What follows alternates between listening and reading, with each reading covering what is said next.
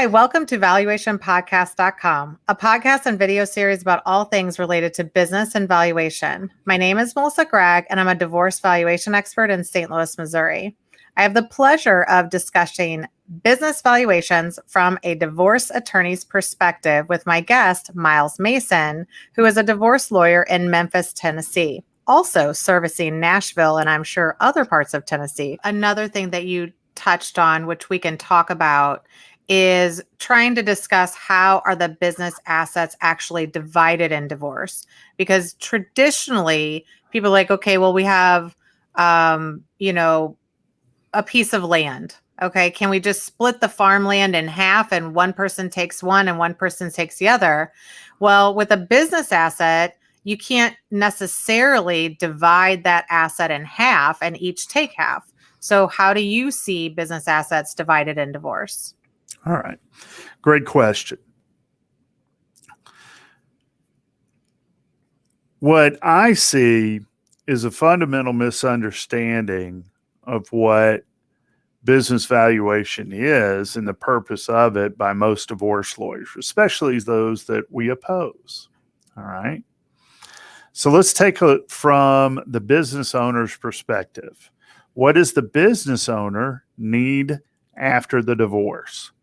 Control. They need to still own it, still control it, and preferably not have their non-business owner spouse sitting and saying, I want to share the profits. Now, it's possible, especially, and I've been involved with, as I'm sure you have, a bunch of businesses where the husband and wife work together and they still keep the business and they owed it after the divorce. Somehow they make it work, right? Yeah.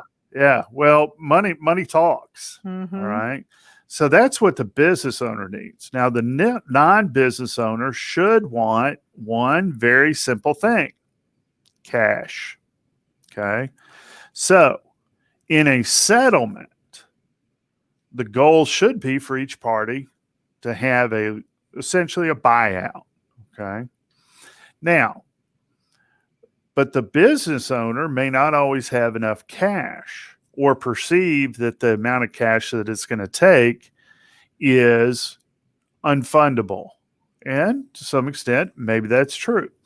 They may need to go take their banker on a nice vacation, whatever it takes to get access to a credit facility to pay cash. And the non-business owner wants more cash now rather than cash over time.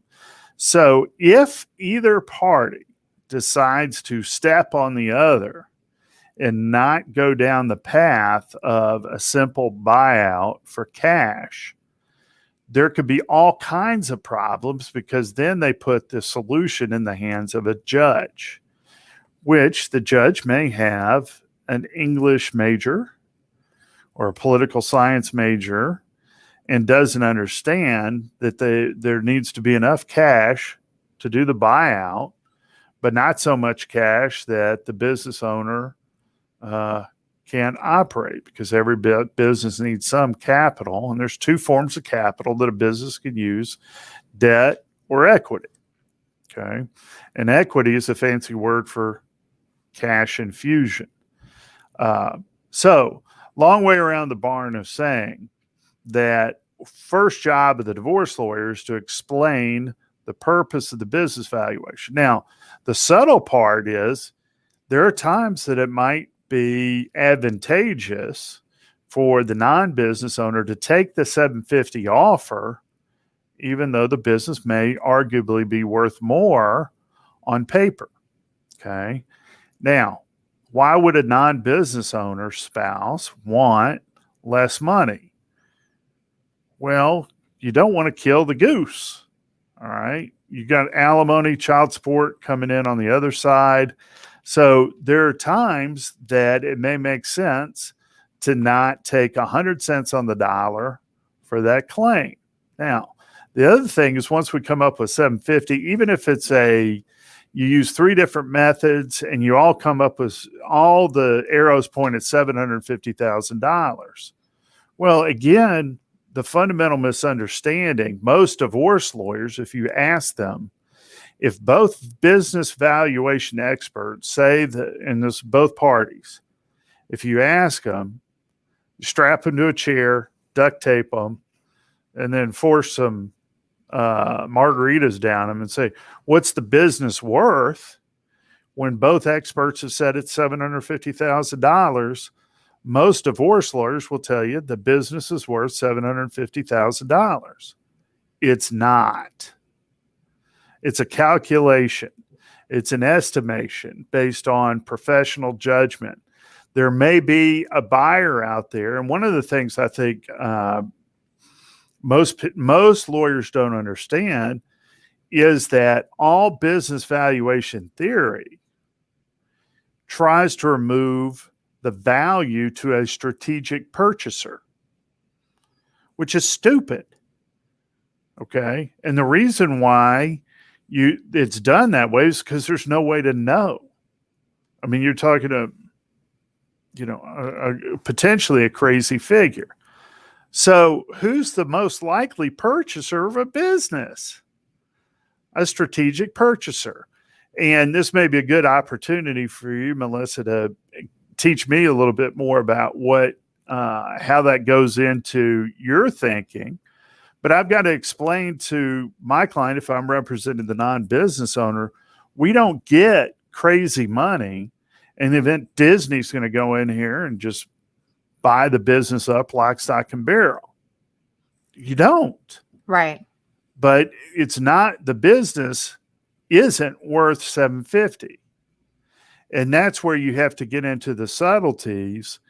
And it's really hard to explain. And most business, the other concept at play here is that in divorce, what judges and courts need is a number, which to the CPAs and the business valuation experts make no sense because they want to give a range.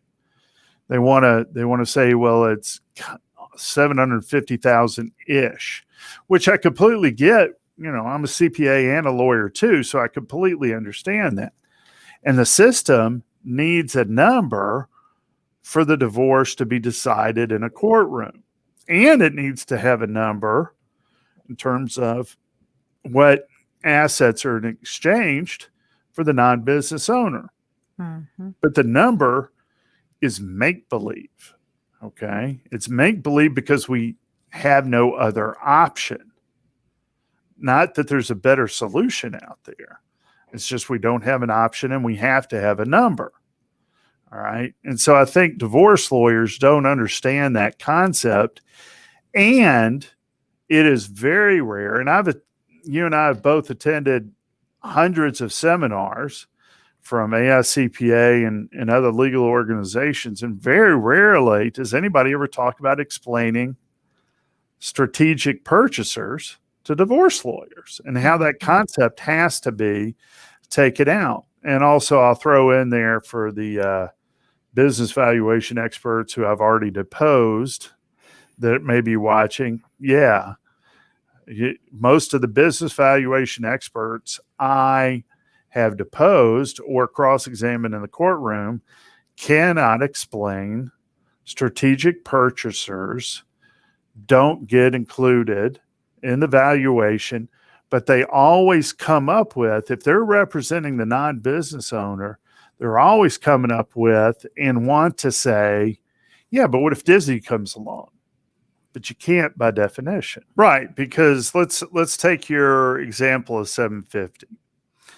It is not unusual for a business owner to have non-operating assets. Now, it's a technical term for the non-business valuation folks out there. There's assets owned by the business that are not really business assets, especially in smaller, closely held businesses. So it could be a timeshare, could be a condo down at the beach, could be anything. And so you've got to be careful and do the due diligence and do what your business valuation expert or forensic accountant says to do if you want a fair, just, and reasonable result.